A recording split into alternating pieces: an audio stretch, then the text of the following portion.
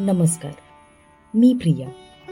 तुम्हा सर्वांचं पोथी विश्वमध्ये मनापासून स्वागत. श्री सद्गुरू संत बाळूमामा यांच्या चरणी नमन करून बाळूमामांच्या चरित्र वाचनाच्या पुढच्या अध्यायाला आपण सुरुवात करूया. कौलवचे कृष्णा पाटील मामांचे निस्सीम भक्त झाले होते. त्यांची मामांवर पूर्ण श्रद्धा होती, कारण मामांनी त्यांचा आजार बरा केला होता व घरावर पडणारा दरोडा पण थांबवला होता. त्यांना एकसारखे वाटायचे आपण मामांना काहीतरी देणगी द्यावी. त्यांनी मामांची 1932 व 33 सालची भंडारा यात्रा पाहिली होती. त्या यात्रेमध्ये कार्य केले होते. त्यांना मामा म्हणजे परमेश्वराचा अवतार आहे असे वाटायचे. एकदा मामा मेतक्यात असताना सर्व मंडळी जमली होती. त्यांनी मेतक्याच्या मंडळींना सुचविले, मला मामांच्यासाठी 5 लाख रुपये राणीछाप चांदीचे द्यावयाचे आहेत. तुम्ही मामांना विचारून पहा काय म्हणतात. त्यातील एकाने मामांना विचारले, मामा कौलवचे पाटील देणगी देणार आहेत, काय करायचे? मामा म्हणाले, मला कुणाचे पैसे नकोत आणि काही नको. त्याला म्हणावं तुझे पैसे नदीत नेऊन टाक. यावर कृष्णा पाटील मेतक्याच्या लोकांना म्हणाले, मामा पैसे नाही घेईनात, मी तुमच्याकडे पैसे आणून देतो. त्याची तुम्ही मामांच्या करिता जमीन घ्या किंवा मामांचा जो पांडुरंगाचा सप्ताह होतो त्यासाठी कापडी तंबू तयार करा. त्यातील एक जण म्हणाला, कापडाची वस्तू काय फाटून जाणार, ती काय कायम राहणार आहे काय? सर्वांनी परत मामांना विचारले, मामा पाटलांच्या पैशाचे काय करायचे? पाटील 3 दिवस झाले बसलेत, या गोष्टीचा निर्णय काय तो सांगा. जमीन घेतली तर कायमस्वरूपाची होते. मामांनी ह्या लोकांची चाललेली चर्चा ऐकली होती. कृष्णा पाटलांचा भाव अंतर्मनाने जाणला होता. मामा म्हणाले, अरे देवाला फुलं वाहतात, नंतर ती कोमसतात व काढून टाकतात, पण देवाला फुलांचा वासच आवडतो. जमीन काय करायची, तुमच्या मनाला येईल तसे करा. मामांच्या किंचित परवानगीचा फायदा घेऊन भक्त मंडळींनी 5 लाख रुपये कृष्णा पाटलाकडून घेतले. अक्कोळचे चंदूलाल शेठजी रक्कम व काही साथीदारांना घेऊन मुंबईला गेले. कुतनीचे कापड, लोखंडी गर्डल वगैरे साहित्य घेऊन आले. जवळजवळ 1 महिना चांदणी शिवण्याचे काम चालू होते. त्यानंतर ती चांदणी उभी करण्यासाठी मुंबईहून चांगले मेस्त्री सुद्धा आणले होते. चांदणीला चांगला ताण देऊन उभे करण्यासाठी लोखंडी नळे पण आणले होते. ही चांदणी उभे करण्याचे काम मुंबईच्या मेस्त्रींना पण जमले नाही. मामांनी औरनाळच्या धोंडीबा सुताराला डोळ्याने खून केली. धोंडीबा सुताराने 5 ते 6 तासात चांदणी उभी केली. त्या सुताराच्या पाठीवर मामांनी थाप मारून शाबासकी दिली व चांदीचे 5 रुपये बक्षीस म्हणून दिले. कृष्णा पाटील 1935 साली भंडाऱ्यात चांदणी अर्पण करून मामांचा आशीर्वादाचा नारळ व भंडारा घेऊन गावी गेले. आजपर्यंत त्या घराण्यावरती मामांचा आशीर्वाद आहे. पुढे त्यांचे चिरंजीव श्री दादासाहेब कृष्णा पाटील हे भोगावती सहकारी साखर कारखान्याचे चेअरमन झाले. तसेच सध्याही श्री आनंदराव पाटील हे कारखान्याचे चेअरमन आहेत. एकंदरीत कृष्णा पाटलांचे घराणे पूर्वीसारखेच सुखी व समृद्ध आहे. श्रीमंती, जनावरे, पैसा अडका, धनधान्याने भरलेले घर, अनेक प्रकारची वाहने दारात उभी आहेत. असे हे सर्व वैभव बाळूमामांच्या आशीर्वादाचेच फळ होय. मामा म्हणत, माझ्याकडे सर्व नमुन्याचे लोक येणारच. मी सगळ्यांना पावणारा देव आहे. महाभयंकर पापी माझी भक्ती करतो तेवढी भक्ती पुण्यवान कधी करत नसतो. तुम्ही हातात काकणं घालून वागा, म्हणजेच नम्रपणे वागा. मी मेलो तर प्रत्येक जण माझी एक वस्तू हिच्यामध्ये मामा आहे या भावनेने घेऊन जाईल. संगणकेरीत एक सदन धनगराची विहीर होती. त्याचा मळा होता. मामांची बकरी तेथे असत.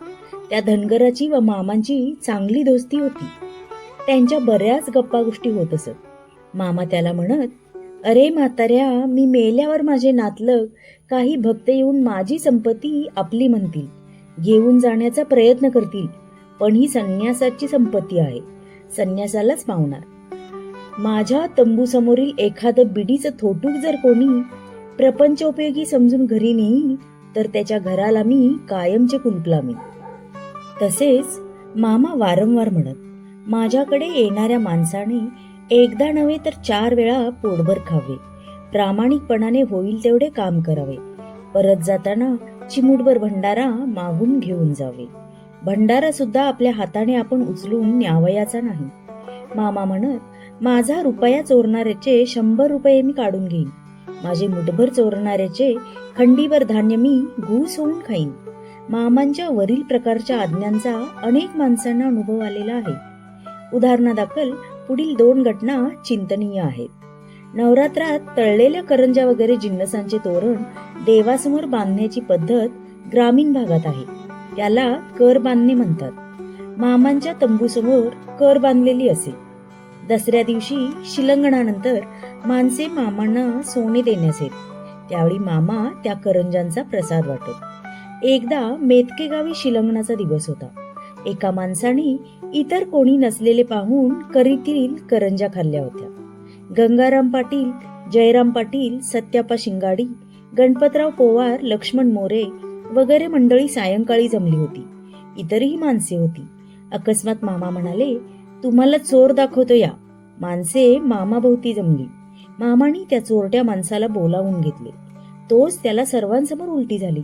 तीत खाल्लेले सर्व पदार्थ न पचता प्रत्यक्ष पडलेले होते. तो माणूस खजील झाला. इतर जण थक्क झाले. मामा नेहमी म्हणत, तुमच्या पोटात गेलेले अन्न पचविणारा वैश्वानर नावाचा अग्नी मीच आहे. मेतके गावात भंडारा यात्रा होती. 21 काहिली खीर शिजत होती. एका भक्ताने खिरीत घालण्यासाठी फुटाणे व साखर आणून दिली होती. माद्याळचा लिंगायताचारी स्वयंपाकाच्या कामावर होता. खिरीत टाकता टाकता अधूनमधून फुटाणे व साखर आपल्या तोंडातही टाकणे त्याच्याकडून चालूच होते. एवढ्यात त्याला शिक्षाच झाली. तो उभ्याने एकदम कोसळला. सर्वत्र गडबड उडाली. माणसे जमली. त्याला उठवून बसविले. ही बातमी तंबूत बसलेल्या मामांना सांगितल्यावर मामा म्हणाले, देवाला नैवेद्य सुद्धा झालेला नाही. बाळू धनगराच्या खिरीच्या काहिली म्हणजे हा काय समजतो. त्या माणसाला मामानी चांगलेच खडसावले. आपल्याकडे येणाऱ्या प्रत्येक माणसाचा स्वभाव मामा जाणून असत. सौ जासूदबाईंचे सासरे एकेकाळी मामांचा सर्व कारभार बघत असत. खरेदी विक्री, बाजारहाट वगैरे सर्व व्यवहार तेच सांभाळत. त्यांचे नाव चंदूलाल शहा असे होते. आपले मौल्यवान दागदागिने त्यांच्याकडेच ठेवण्यास मामा देत. 1932 साली भंडाऱ्यात मामांनी सोन्याचे दागिने अंगावर घातले होते. यात्रा झाल्यावर त्यांनी सर्व दागिन्यांचे गाठोडे बांधले व शेटजीच्या ताब्यात देऊन मामा म्हणाले, ए गुजरा, प्रत्येक वर्षी यात्रेला तेवढे दागिने घेऊन यायचे. इतर वेळी ते तुझ्याच घरी ठेवायचे. पुढील वर्षी दागिन्यांचे गाठोडे घेऊन येताना चंदूलालची बुद्धी पालटली व मामांचे दागिन्यांचे गाठोडे लंपास करण्याची कुबुद्धी त्यांना झाली. रस्त्याच्या कडेलाच एका ठिकाणी ओळख करून ते गाठोडे झाकून ठेवले आणि ते मोकळेच यात्रेत आले. मामांना पाहून शेठजी ओक्साबोक्सी रडू लागले. मामा, भामट्या लोकांनी मला रस्त्यात गाठून माझे दागिन्यांचे गाठोडे घेऊन ते पळून गेले. मामा, मी आता तुम्हाला काय सांगू, माझे तोंड तुम्हाला कसे दाखवू म्हणून छाती बडवून घेऊन रडू लागले. त्यांनी बराच शोक केला. मामांनी अंतर्ज्ञानाने सर्व जाणले होते. तरीही मामा म्हणाले, अरे शेठजी, तू भिवू नकोस, उगीच दुःख करू नकोस. अरे, ते गाठोडे आमचे नव्हतेच म्हणून ते गेले. उठ, आपण समाधानाने यात्रा पार पाडूया. मामांचे शब्द ऐकून शेठजी मनातून खुश झाले. अश्रू पुसून ते उत्साहाने कामाला लागले. यात्रा संपली. मामांनी दुसरे दागिने बनवले व परत शेठजीकडेच ठेवण्यास दिले. यात्रा संपून रस्त्यात ठेवलेले गाठोडे व दुसरे नवीन दिलेले दागिने घेऊन शेठजी गावाकडे परत आले. लवकरच लंपास केलेले दागिने विक्री करून यांनी आपला मुलगा ताराचंद याचा विवाह मोठ्या थाटामाटात साजरा केला. त्यावेळी त्यांच्या सुनेच्या अंगावर 150 तोळे सोने होते. ते घालून त्या सासरी आल्या होत्या. शेठजींना वाटले, आपण मामांची चोरी पद्धतशीर पचवली. मामांच्या यात्रेचा पसारा दिवसेंदिवस वाढतच होता. 1934 साली नेहमीप्रमाणे नवीन दागिन्याचे गाठोडे घेऊन शेठजी मेदक्याला आले. यात्रेची सर्व खरेदी वगैरे दर सालाप्रमाणे केली. यात्रा तर भरपूर प्रमाणात भरली होती. मामांचे दर्शन घेण्यासाठी लोकांची मुंग्यांसारखी रांगच लागली होती. शेठजी मनातून खुश होते. लोकांना व इतर दुकानदार, नाटक मंडळे, तमाशे मंडळे वगैरे पाहून लोभी शेठजींनी मनात विचार केला की आपण मामांच्याकडून यात्रेचा मक्ता घ्यावयाचा आणि येणाऱ्या प्रत्येक यात्रेकरूकडून दरडोई 1 आणा किंवा 2 आणे जकात वसूल करावयाची, म्हणजे आपणास भरपूर फायदा होईल. त्याने दुसरे दिवशी आपला विचार मामांच्या समोर बोलून दाखविला. मामा संतप्त होऊन त्याला म्हणाले, शेठजी, बाळू धनगराच्या यात्रेचा मक्ता मागतोस? तुझ्या घरावर आकाशाची कुऱ्हाड घालीन. एवढे बोलल्यानंतर मामा शांत बसले व म्हणू लागले, आमचा सप्ताह कशासाठी? तर लोकांना अन्नदान व त्यांची दुःख दूर करण्यासाठी. लोक आमच्याकडे येतात ते आमच्या दर्शनाने पावन होण्यासाठी. आमची लोकांच्याकडून कसलीही अपेक्षा नाही. लोकांनी आमच्याकडे सरळ मनाने श्रद्धेने यावे आणि आपले कल्याण करून घ्यावे. तर हा शेठजी म्हणतोय त्यांच्यावर जकात बसवायची. आम्ही जर असे पैशासाठी तोंड पसरायला लागलो तर आम्ही जगाचे कल्याण काय करणार आणि लोकांना सन्मार्गाला काय लावणार? यात्रा संपली. शेठजी गावाकडे गेले आणि बरोबर गुढी पाडव्याच्या दिवशी घरावर वीज कोसळली. पाळण्यात मूल होते, त्याला सुद्धा काही झाले नाही. विशेष असे नुकसान काही झाले नाही. तरी पण चंदूलाल शेठजीच्या स्वभावात काही फरक पडला नाही. त्यानंतर त्यांच्या पुढच्या पिढीला बाळू मामांनी आपला खेळ दाखवण्यास चालू केले. दादू गंगापुरे या वृद्धाचा बालवयातील छोटासा अनुभव. त्यावेळी मामांनी आपल्या आयुष्यातील पहिला भंडारा योजला होता. मेतके गाव भाग्यवान ठरले होते. दादू आणि त्याचे सोबती यांना त्या यात्रेचे मोठे कुतूहल वाटू लागले. त्या यात्रेला जायचे ठरल्यामुळे ते सारे हरकून गेले होते.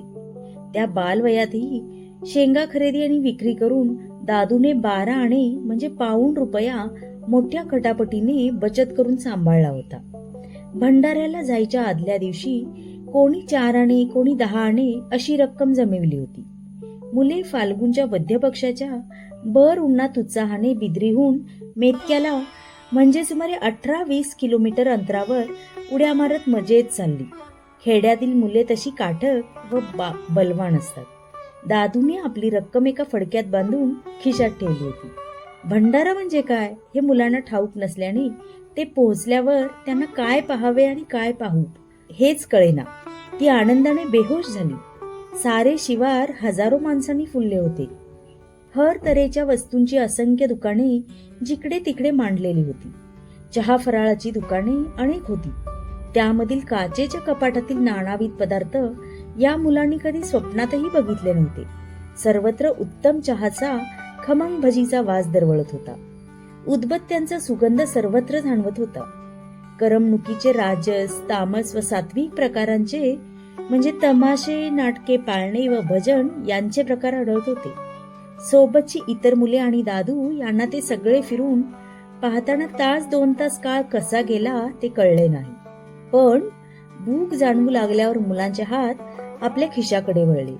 आवडेल आणि हवे वाटेल ते ते घेऊन मुले खाऊ लागली. दादूनेही आपल्या खिशात हात घातला, पण त्याच्या तोंडचे पाणीच पळाले. त्याला रडू कोसळले. त्याचे ते पैशाचे गाठोडे हरवले होते.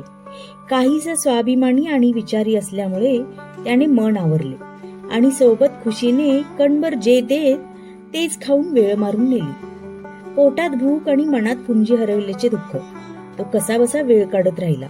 मनाची घालमेल चाललीच होती. संध्याकाळ टळत आली. अमावस्येपूर्वीची एकादशीची ती अंधारी रात्र. दादूला पुंजी हरवल्याचे मनाला फार लागले होते. तो एकटाच मन हलके करावे म्हणून चिकोत्रा नदीच्या निवांत पात्राकडे गेला. मनसोक्त रडला. नदीचे पात्र कोरडे ठणठणीत होते आणि त्याचा खिसाही तसाच. त्याच्या उत्साहावर झाल्या प्रसंगामुळे विरजन पडले होते. त्याचे बालमन हताश झाले होते. काही वेळाने दादू उठला. पायाकडे सहज नजर गेली. बाजूला कपडाचा एक बोळा पडला होता. संतप्त आणि निराश मनाच्या त्या पोराने बोळ्याला लाथ मारली. कापड असून सुद्धा तो जड वाटला. उचलून पाहिले त्यात ₹1.25 होता. दादूला एकदम आनंद झाला. त्याला गेले होते त्याहून जास्त पैसे मिळाले होते. त्याला आश्चर्य वाटले. आपण भक्तीने बाळू मामांची जी थोडी वेडी वाकडी सेवा केली ती गोड मानून मामांनी आपल्यावर या प्रकारे कृपेचाच अनुभव दिला आहे. यासंबंधी नियम कोणाला ठरवता येईल? दादूच्या चेहऱ्यावरील अमावस्या पार पळाली. रम्य पौर्णिमेचे चांदणे पसरल्याप्रमाणे त्याचे मन बहरले. तो उड्या मारत सोबत्याला सामील झाला. मनसोक्त खाऊन आणि चहा, दूध, सरबत यासारखी पेये पिऊन त्याने भंडारा यात्रेत मजा लुटली. नाहीतरी बालवयात यात्रेचा हेतू कळणार कसा? आपल्या निष्ठावान भक्तांना सुखासमाधानात ठेवण्याची अशी भक्तवत्सलता मामा सर्वांना आजही अनुभवयास आणून देत आहेत. श्री सद्गुरू संत देवावतार बाळूमामा चरणी नम्र भावे लीन होऊन आज आपण इथेच थांबूया. तुम्हाला जर बाळूमामांच्या कथा आवडत असतील तर व्हिडिओला लाईक करा, शेअर करा आणि चॅनलला सबस्क्राईब करायला विसरू नका. बाळूमामांच्या चरित्राचे आधीचे भाग ऐकण्यासाठी तुम्ही आपल्या चॅनलला भेट देऊ शकता. बाळूमामांच्या चरित्र वाचनाचा पुढचा अध्याय घेऊन पुन्हा आपण लवकरच भेटू. तोपर्यंत धन्यवाद.